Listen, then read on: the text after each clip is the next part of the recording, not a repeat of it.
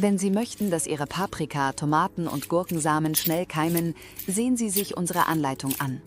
Wenn Sie nur diesen einen Tipp befolgen, werden Sie diese unglaubliche Methode immer wieder anwenden. Liebe Gärtner, wir freuen uns, dass Sie dabei sind und laden Sie ein, unseren Kanal zu abonnieren. Hier teilen wir ausschließlich bewährte Tipps aus der Praxis, ohne Chemie, ohne Komplikationen und ohne teure Präparate. Viele fragen sich, warum Samen langsam keimen, warum Jungpflanzen eingehen, krank werden oder sofort von Schädlingen befallen werden. Die Antwort ist einfach. Die Gesundheit der Pflanze beginnt bereits mit dem Samen.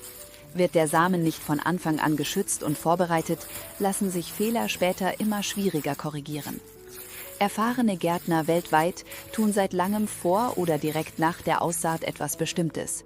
Es geht dabei nicht um Dünger, nicht um Pestizide und keine teuren Produkte aus dem Handel.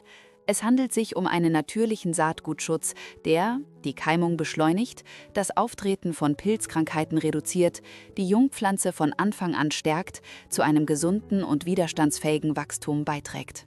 Diese Methode wird bei Paprika, Tomaten und Gurkensamen, aber auch bei vielen anderen Gemüsesorten angewendet. Sie ist besonders wichtig, wenn Sie das Saatgut selbst gewinnen oder in einer kälteren und feuchteren Jahreszeit pflanzen, da Krankheiten dann häufiger auftreten. Auf unserem Kanal betrachten wir immer das große Ganze. Gesunde Pflanzen bedeuten gesunde Früchte, ein gesunder Garten bedeutet weniger Schädlinge und weniger Chemikalien bedeuten eine sicherere Umwelt für Bienen und den gesamten Garten. Wir würden uns freuen, wenn Sie uns in den Kommentaren mitteilen, aus welcher Stadt und welchem Land Sie unseren Kanal verfolgen. Vielen Dank dafür. Wir freuen uns sehr über den Zuwachs in unserer Community. Und nun zu dem, worauf Sie bis zum Schluss gewartet haben. Das Geheimnis liegt im Kamelentee. Kamelentee wirkt als natürliches Antiseptikum. Sie können es verwenden, um Samen vor der Aussaat zu besprühen, die Erde nach der Aussaat zu besprühen oder die Samen vor dem Einpflanzen leicht anzufeuchten. So reduzieren Sie das Krankheitsrisiko, fördern die Keimung und sorgen für ein gesundes Wachstum der Pflanzen, ganz ohne unnötige Probleme. 90% der Leute überspringen diesen Schritt und wundern sich dann, warum ihre Pflanzen schlecht keimen. Säen Sie die Samen erst aus, wenn Sie dies sehen, besonders wenn Sie Tomaten, Paprika, Gurken oder Zucchini anpflanzen. Heute zeige ich Ihnen etwas, das kaum jemand macht und das schon in den ersten Tagen einen riesigen Unterschied macht. Bleiben Sie bis zum Schluss dran, denn am Ende verrate ich Ihnen ein einfaches Rezept, das Sie nur einmal anwenden müssen. Es schützt die Samen vor Krankheiten und fördert ein kräftigeres Wachstum. Willkommen auf unserem Kanal Tipps von Biologen mit Liebe zur Natur, zum Leben und allem, was wächst. Wenn Ihnen unsere Inhalte gefallen, liken, abonnieren und die Glocke aktivieren, damit Sie keine neuen Tipps verpassen. Die Samen sehen harmlos aus, aber wenn Sie sie unvorbereitet aussäen, bringen sie Probleme in den Boden, die Sie nicht sehen. Stellen Sie sich Folgendes vor. Sie halten eine Tüte Samen in der Hand. Alles sieht perfekt aus. Ein schönes Bild, eine kräftige Farbe, die Aussicht auf eine reiche Ernte. Sie säen, gießen und warten. Und dann, die Keimung ist schlecht, die Pflanzen sind schwach, Krankheiten treten auf, bevor das Wachstum richtig beginnt. Und nun stellen Sie sich vor, das Problem liegt nicht im Boden, nicht im Wasser, nicht im Wetter, sondern im Samen selbst. Hier haben wir Tomaten, verschiedene Sorten, Gurken und Zucchini. Alles gekauft, alles geprüft, alles sieht gleich aus. Aber die Wahrheit ist, nicht alle Samen sind gleich, selbst wenn sie aus demselben Geschäft kommen. Samen, sie können Pilze, Bakterien oder Keimschwäche enthalten, während der Lagerung. Und wenn Sie es direkt in die Erde säen, bringen Sie alles in Ihren Garten. Sehen Sie sich diesen Samen an. Er ist klein, trocken, sieht tot aus, aber er ist voller Leben. Er hat bereits einen Plan, wie er wachsen wird, wie stark er sein wird, wie widerstandsfähig er gegen Krankheiten sein wird. Aber wenn der Samen verunreinigt ist, wenn er Pilze trägt, startet die Pflanze ihr Leben von Anfang an mit einem Problem. Und hier machen die meisten Menschen einen Fehler. Sie säen den Samen so, wie er ist und hoffen auf das Beste. Und heute sind wir einen Schritt voraus. Saatgutvorbereitung ist nicht Zauber, Magie, Betrug. Sie ist vorbeugend, so wie Sie sich vor dem Essen die Hände waschen, Werkzeuge vor der Arbeit reinigen.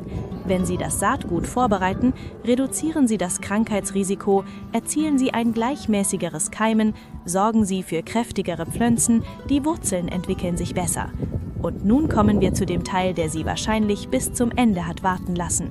Rezept zur Desinfektion von Saatgut. Einfach, günstig und vor der Aussaat erledigt. Diesen Schritt also nicht auslassen. Du brauchst 200 ml Wasser, einen Teelöffel Natron und einen kleinen Löffel Kurkuma. Alles gut verrühren, die Samen in die Lösung tauchen und 20 bis 30 Minuten einweichen lassen. Anschließend die Samen abseihen und wie gewohnt aussäen. Was bewirkt das Ganze? Natron hilft, Pilze und unerwünschte Mikroorganismen zu reduzieren. Kurkuma wirkt als natürliches Antiseptikum und schützt die Samen zusätzlich. Das Wasser sorgt dafür, dass die Lösung mit der Samenoberfläche in Kontakt kommt. Dies beschleunigt nicht das Wachstum, sondern sorgt für einen gesunden Start der Pflanze. Noch etwas Wichtiges: Nach dieser Vorbereitung Samen nicht tagelang aufbewahren, am selben oder nächsten Tag aussäen, lockere, saubere Erde nehmen und in den ersten Tagen nicht zu viel gießen. Denk daran, gesunde Samen bedeuten gesunde Pflanzen und eine bessere Ernte.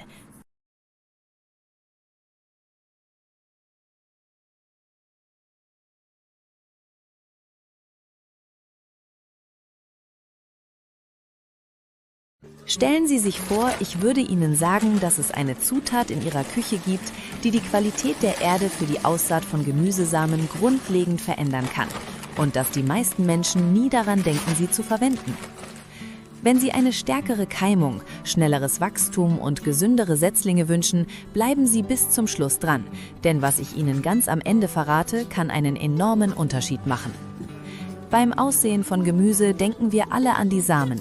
Wir kaufen hochwertiges Saatgut, wählen verschiedene Sorten und achten auf das Verfallsdatum. Doch das wahre Geheimnis des Erfolgs liegt nicht bei den Samen, sondern in der Erde. Die Erde für die Aussaat muss locker, luftig und reich an Mikroorganismen sein.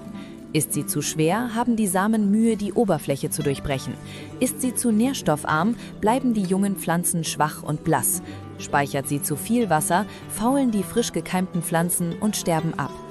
Deshalb ist die Bodenstruktur der erste Schritt. Die ideale Erde für die Aussaat ist leicht, feinkörnig und frei von großen Klumpen. Wenn Sie die Erde in der Hand zusammendrücken, sollte sie leicht verdichtet sein, aber dennoch leicht zerbröseln. Das bedeutet ein gutes Gleichgewicht zwischen Feuchtigkeit und Luft. Die Wurzeln junger Pflanzen benötigen Sauerstoff genauso dringend wie Wasser. Schritt 2: Leben im Boden. Gesunder Boden ist keine tote Masse. Er ist voller Mikroorganismen, nützlicher Bakterien und Pilze, die helfen, organisches Material abzubauen und Nährstoffe freizusetzen. Wenn der Boden lebendig ist, erhalten die Samen von Anfang an natürliche Unterstützung. Deshalb geben viele erfahrene Gärtner Kompost in die Pflanzmischung. Aber nicht irgendeinen Kompost. Gut abgelagerter, gesiebter Kompost, der so fein ist wie ein krümeliges Pulver. Er gibt dem Boden Struktur und Nährstoffe, ohne die jungen Wurzeln zu schädigen.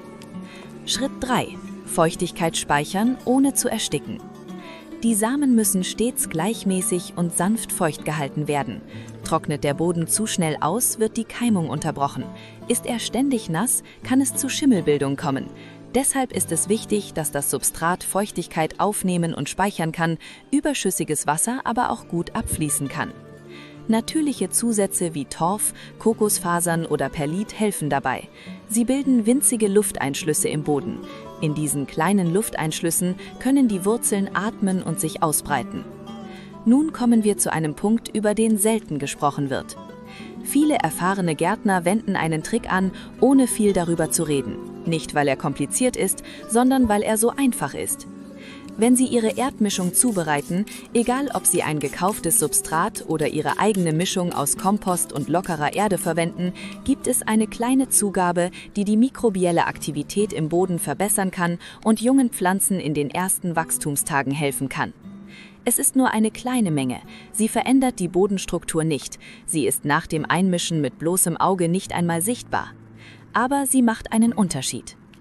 Stellen Sie sich vor, Ihr Boden erhält einen zusätzlichen Schub für die Entwicklung nützlicher Mikroorganismen, um das natürliche Gleichgewicht im Boden zu aktivieren, damit junge Pflanzen vom ersten Tag an unter der Erde, wo alles passiert, Halt finden. Denn was wir nicht sehen, die Wurzeln und die Mikroorganismen im Boden, entscheidet über alles, was über der Erde wächst. Viele Setzlinge gehen nicht ein, weil wir sie nicht ausreichend gießen, sondern weil der Boden nicht die nötige Stabilität besitzt. Er ist träge und instabil. Bevor Sie also Tomaten, Paprika, Salat oder Gurkensamen aussehen, halten Sie inne und achten Sie auf den Boden. Sieben Sie ihn, lockern Sie ihn auf. Geben Sie etwas Kompost hinzu, sorgen Sie für gute Drainage. Und dann? Geben Sie einen Esslöffel Maismehl zur Erdmischung und vermengen Sie alles gut. Nur ein Esslöffel. Maismehl kann die nützlichen Mikroorganismen im Boden fördern und so optimale Bedingungen für die Keimung und das anfängliche Pflanzenwachstum schaffen. Nicht zu viel verwenden, eine kleine Menge genügt. Eine einfache, günstige und fast kostenlose Lösung. Probieren Sie diese. Stellen Sie sich vor, ich würde Ihnen sagen, dass es eine Zutat in Ihrer Küche gibt, die die Qualität der Erde für die Aussaat von Gemüsesamen grundlegend verändern kann und dass die meisten Menschen nie daran denken, sie zu verwenden. Wenn Sie eine